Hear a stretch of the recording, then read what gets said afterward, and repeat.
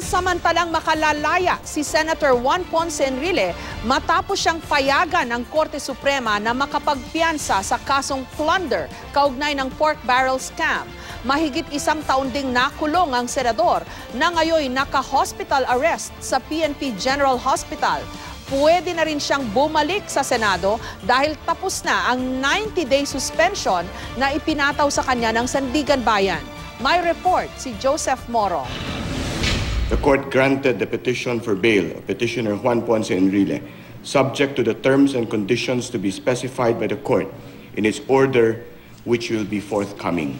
Ang edad ni Senador Juan Ponce Enrile ang isa sa mga basehan para makumbinsi ang Korte Suprema na payagan siyang makapagpiyansa. 91 years old na si Enrile at kasalukuyan naka-hospital arrest sa PNP General Hospital. Sabi niya marami na siyang sakit, kasama na rito ang irregular na pintig ng puso at hypertension. Sa Korte Suprema tumakbo si Enrile matapos tanggihan ng Sandigan Bayan 3rd Division noong isang taon ang kanyang kahilingang makapagpiyansa.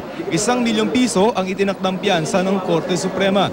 Kailangan ding personal na magpakita si Enrile sa Sandigan Bayan kapag nagbayad na siya ng piyansa. Ang akusasyon laban kay Enrile, kumita umano siya ng 172 million pesos dahil sa illegal niyang pakikipagtransaksyon ng kanyang Priority Development Assistance Fund o PDAF kay Janet Lim Napoles.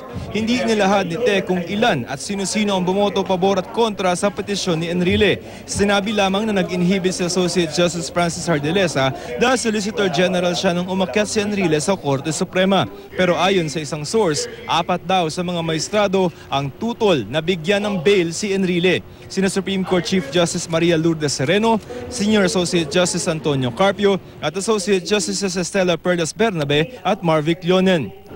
Kahit makakalabas na ng kulungan si Senador Juan Ponce Enrile, pansamantala tuloy pa rin naman ang paggulong ng kanyang kasong pandarambong na kinakaharap niya sa Sandigan Bayan 3rd Division. Makakabalik na rin sa Senado si Enrile dahil tapos na ang 90-day suspension na ipinataw sa kanya ng Sandigan Bayan Hulyo noong isang taon. Sa isa namang pahayag, nagpasalamat ang abogado ng senador na si Attorney Joseph Sagandoy sa desisyon ng Korte Suprema. Agad daw sila magpapiyansa para makabalik ito agad sa kanyang trabaho sa Senado. Joseph Morong, GMA News.